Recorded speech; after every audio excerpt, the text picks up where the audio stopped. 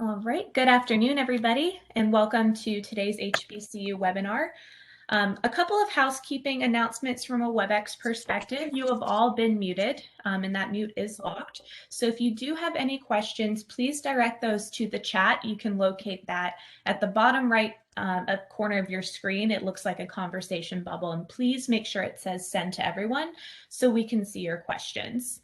We also invite you to use the reactions. That is the smiley face at the bottom of your screen, just to engage throughout the presentation.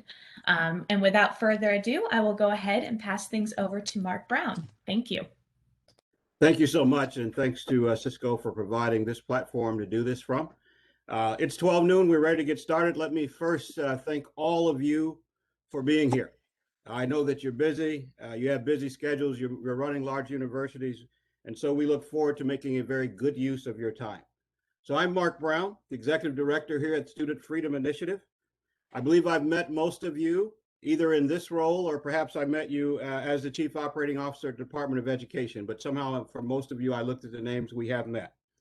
I would just repeat that today's session is being recorded and purposefully so that we can provide that recording upon your request for staff and other members who may not have been able to attend. In addition, while there is some time reserved at the end of our session for questions, you may also ask questions through the chat feature, and we will answer them in real time, or we'll take it for the record and provide that answer soon after this session. If the question has group applicability, we'll make sure to get that out to everyone. So let's move to our next slide here. As you can see from the run of show, this is what we'll be doing roughly for the next 90 minutes or so. Our chairman, we'll start with our chairman and founder, Robert Smith, who will provide some opening remarks. After that, Keith Schultz and I will get you to the details of today's subject, all of which is framed in the subtext of our role, which is to close the digital divide. So if we can go to our purpose slide, I want to be very clear about our purpose. We will exploit all possible opportunities through partnerships, the generous donations of philanthropists, to close the gap of the digital divide across the entire ecosystem, but beginning with our historically Black colleges and universities because of their contribution to the community and, in fact, the nation. So with that broad vision in mind, please join me in welcoming the founder and chairman of the Student Freedom Initiative, and the first, I would say, and generous philanthropist in this effort, Mr. Robert F. Smith. Robert, over to you. Thank you, Mark, and good to see all of you, and welcome everyone, and thank you for being here. Today, again, is the beginning of the actions that will enable the closure of the digital divide at our historically Black colleges and universities.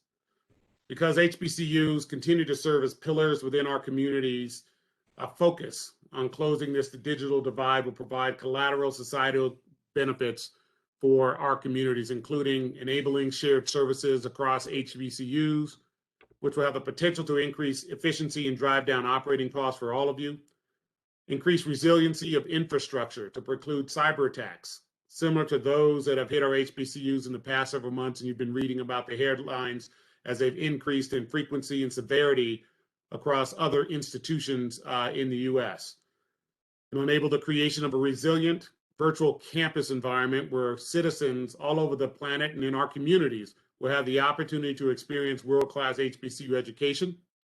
It will improve access to high-speed, affordable internet to foster innovation and business growth within our communities.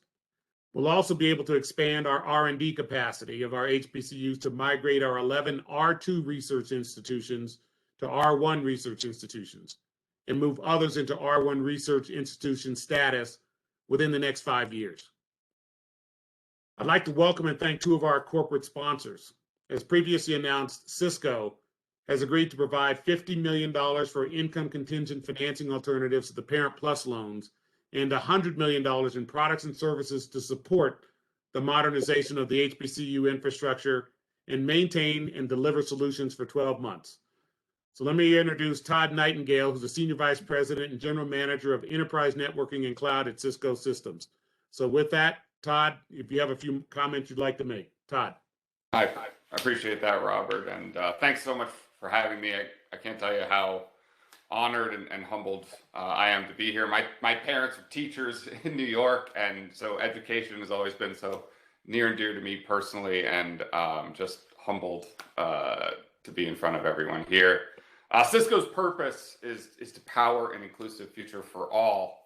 And when we launched Social Justice Beliefs in Action Plan in September, we created a blueprint on how we would act as a business.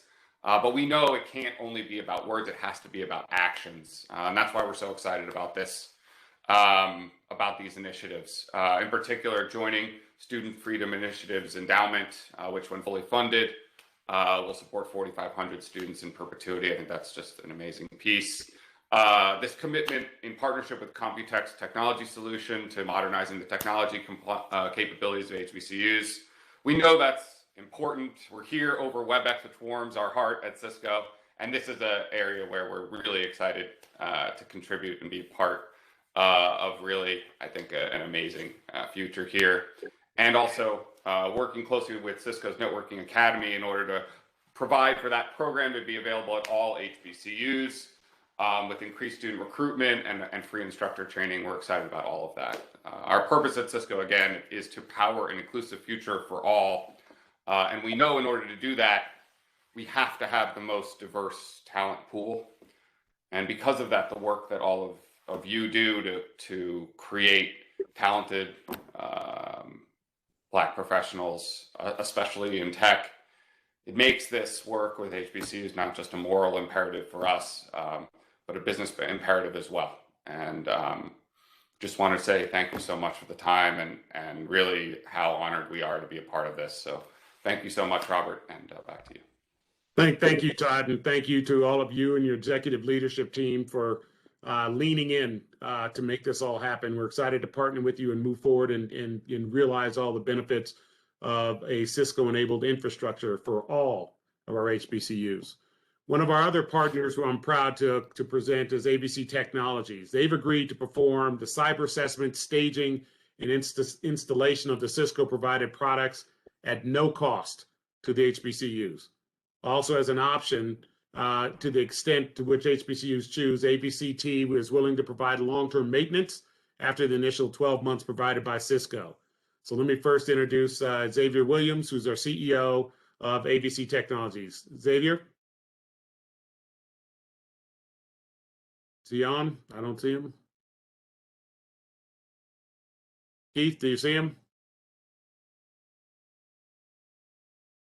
All right, we'll have to come back to Xavier if he's on. I don't see him on my screen. The executive leadership of these two corporate partners have seen the opportunity and benefits to society that can be achieved by addressing the systemic challenges faced by HBCUs and their students. Through their partnership and generous contributions of time, talent, and dollars, we're now able to initiate a long overdue transformation of the technical infrastructure of all of our HBCUs. An added bonus, both are interested in integrating interns through our internx.org platform from the respective schools and the overall implementation to provide hands-on experience in delivering this technology. The Student Freedom Initiative team continues to work with other corporate partners who are equally committed to addressing the totality of the HBCU ecosystem with holistic solutions that are sustainable for the long term. As we finalize additional corporate partners similarly committed to providing time, talent, and dollars to the furtherance of the HBCU ecosystem, the SFI team will promptly notify you and your staffs. Some of you have heard me say that before connectivity is no longer luxury, but rather the oxygen for the opportunity. This became apparent even more during the global pandemic, where it laid bare the differences between those who are connected and the billions who are not. We have to invest in secure connectivity. Every American, every Black American, and every HBCU must have access to reliable and affordable broadband.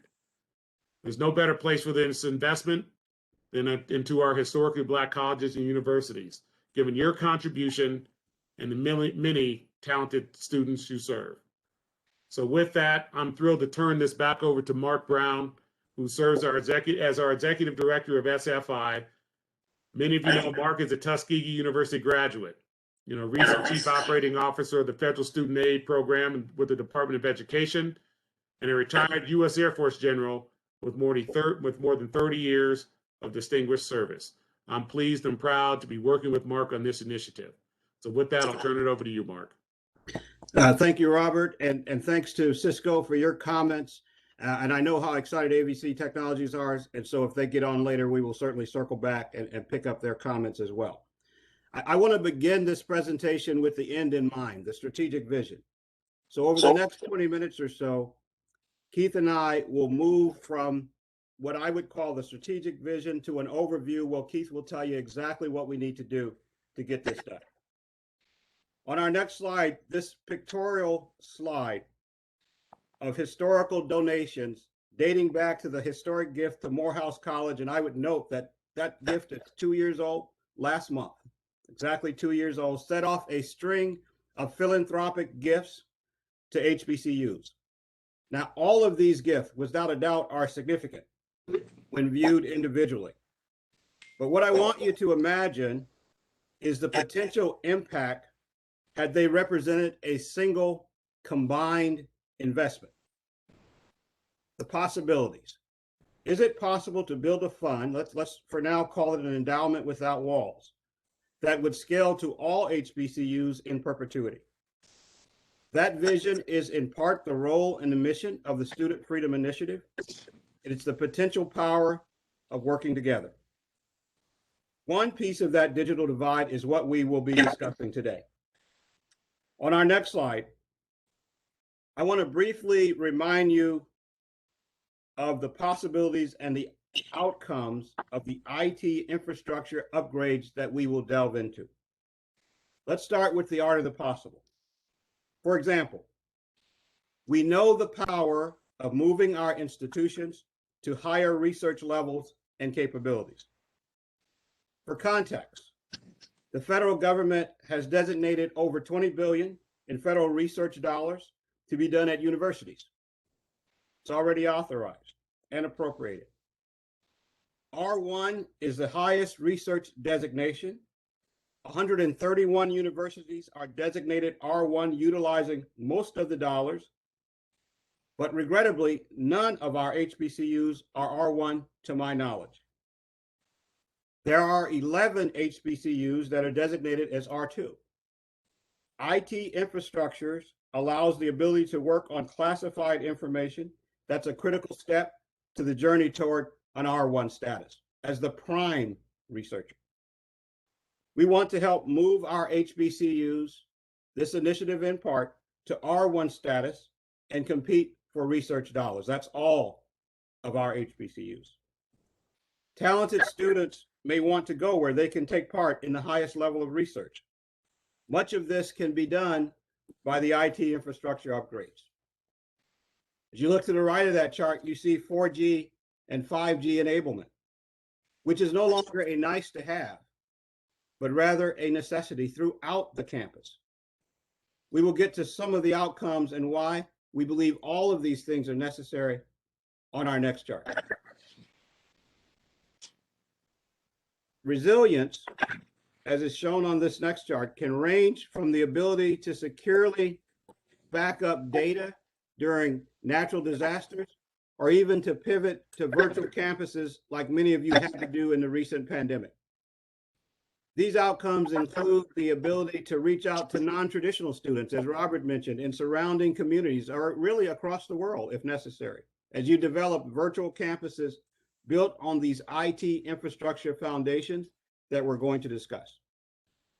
And part of our platform, a necessary part, is an acceptable response to the Department of Education's mandate to comply with campus security requirements.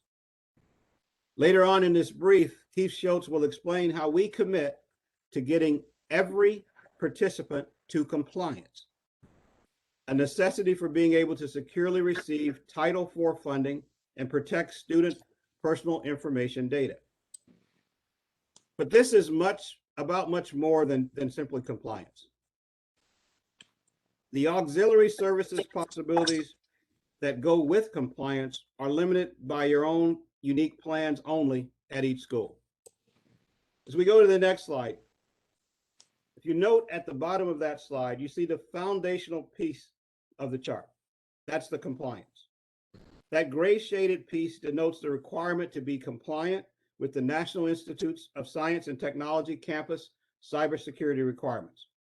That is what is needed to comply with the federal government requirements. That will be step one for us. All of this, though, represents added capability. The auxiliary services, as I said, can be as unique as your own strategic plans. We know from discussions that some of you will want to design additional collaboration tools, while others will want to modernize your donor management systems.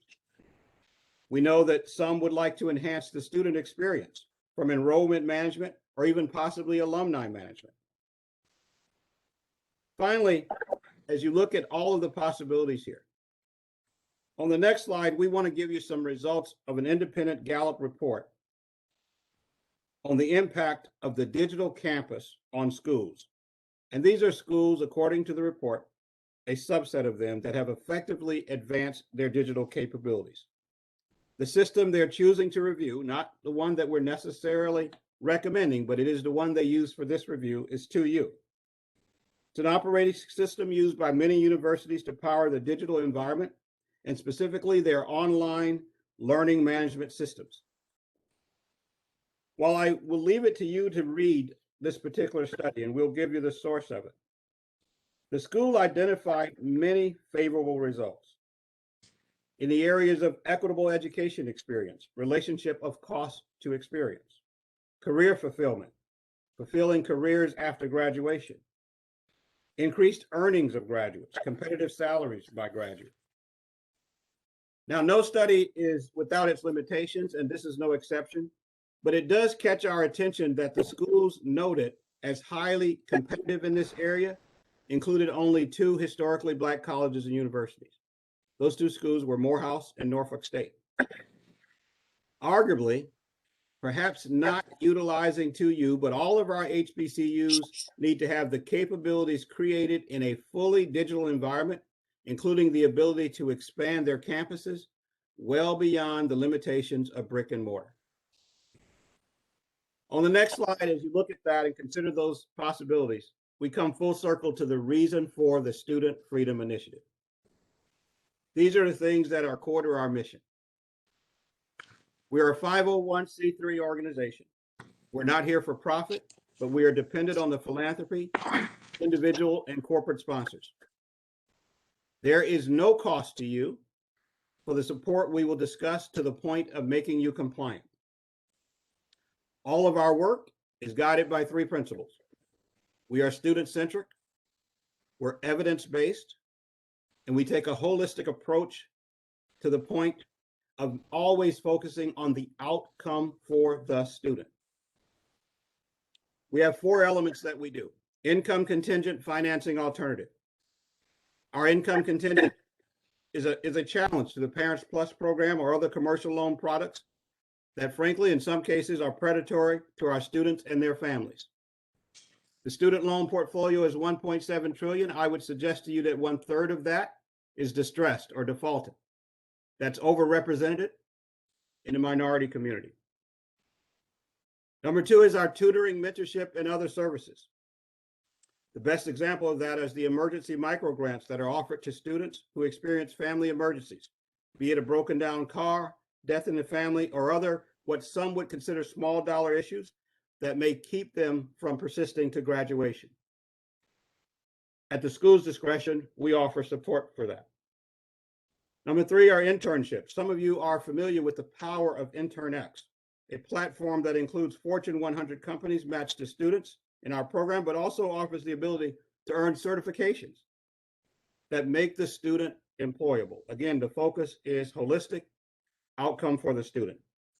Finally, and an example of which will be today's subject of the brief, targeted HBCU capacity. Increasing the capability of the schools to compete with their peers, in this case, IT infrastructure upgrades. So to get into those tactical details of exactly what we will do and how this will work, it's my pleasure to introduce to you Keith Schultz, our Chief Operating Officer. Keith, over to you. Thank you, Mark. If you can go to the next slide, please. There's nothing new on this chart for many of you that are in this room. We recognize and appreciate the recent awakening of the social conscious within America has resulted in an influx of funds to various HBCUs. In this case, our emphasis is to recognize the unique characteristics of each HBCU. And that recognition is regardless of whether you're small, large, private, or public. The Student Freedom Initiative addresses all HBCUs, public and private, at no cost to the HBCUs, as demonstrated or as commented by Mark earlier in this discussion. Through our project manager, who you'll be introduced to later, Yvette, and our two engagement partners, Shamir and Janelle, many of you who have been speaking to them along the way, our goal is to ensure we have insight into your unique needs and recognize that resources, yes, are always a challenge, but we're coming to the table with the resources necessary to meet these cybersecurity related requirements that Mark indicated previously. Next slide, please.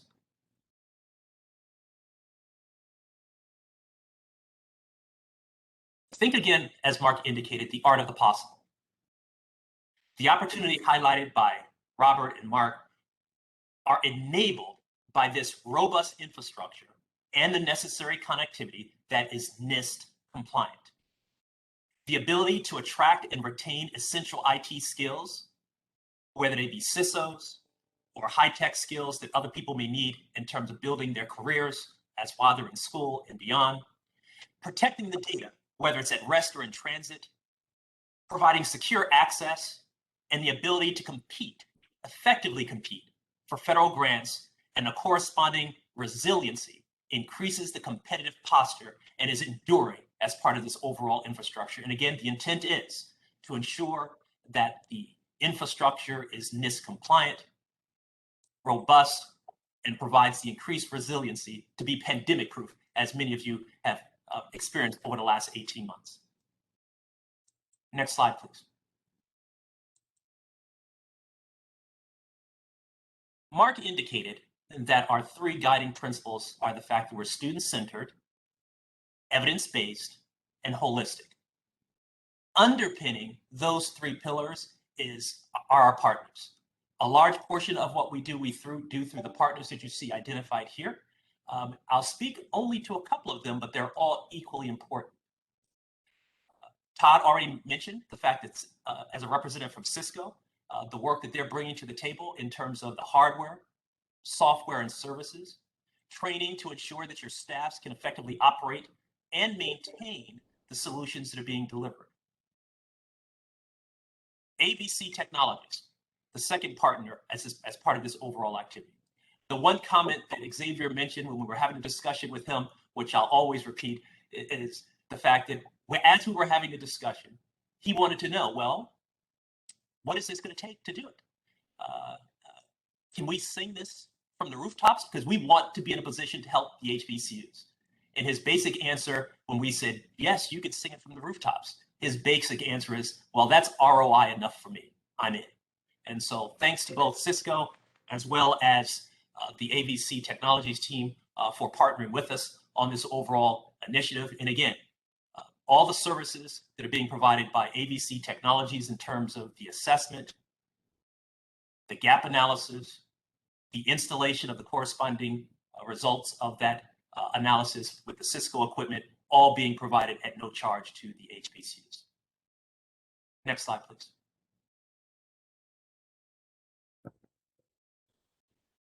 There was one activity or aspect of the overall effort going forward that made it extremely easy for all of us to come together to make this a reality.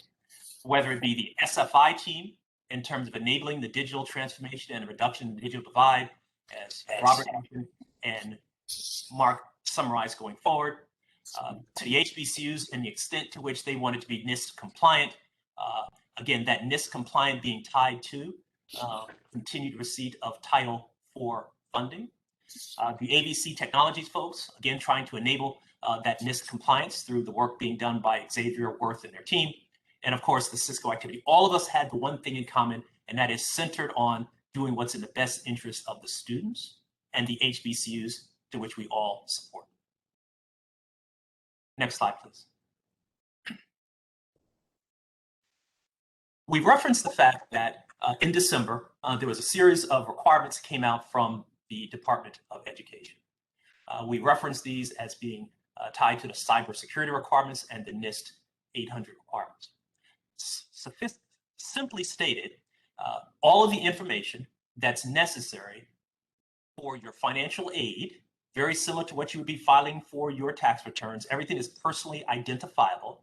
The intent is to ensure that that information is protected. It is tied to the Title IV funding. To give you a sense of what that looks like in terms of dollars, a recent set of data that we received indicated that on average, for a mid-sized HBCU, that Title IV funding amounts to some $112 million per year. In some cases, the amount of Title IV funding could amount to as much as 70% of the operating costs, operating revenue received by the HBCUs. So in this particular case, you can see that it wasn't just a matter of the NIST requirements, it was a matter of survival. Leaving that $112 million unaddressed based on the impact that it could have on these HBCUs was something that, as we were having a discussion with both Cisco and the ABC Technologies folks, that's what pulled everybody together to ensure the continued survival of the HBCUs. Next slide, please.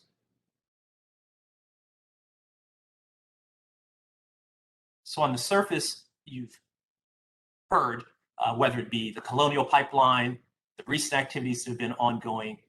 There's a reason why there's continued cyber attacks on the infrastructure here in the United States. And in particular, the educational vertical, as I call it, 17 out of 17 in terms of where it sits, in terms of the amount of threat and the risk to cyber preparedness. As you can see in the upper right, there's a reason why these cyber criminals are doing what they're doing.